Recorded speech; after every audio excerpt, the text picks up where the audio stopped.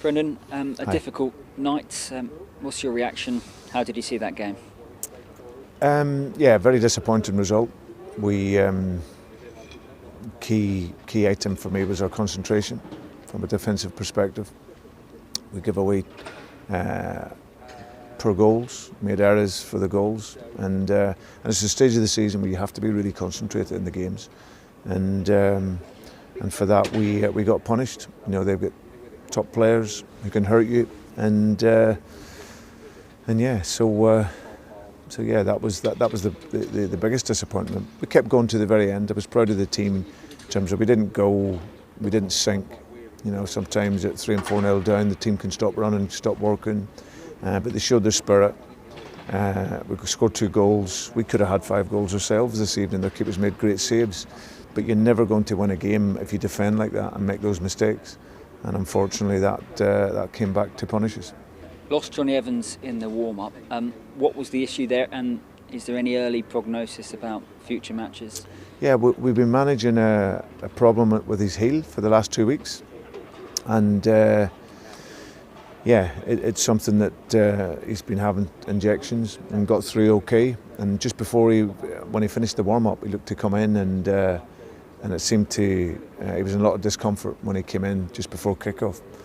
He tried to stretch it out in the changing room, but he was suffering. So yeah, we'll just have to wait and see. He's on crutches at the moment. So yeah, that was a massive blow for us.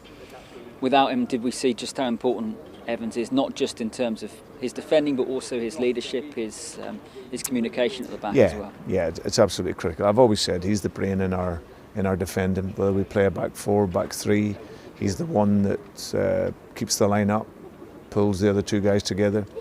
And they're young players who are still learning the game. I thought Wesley Fofana was outstanding this evening. He got done for a corner, but apart from that, he was aggressive.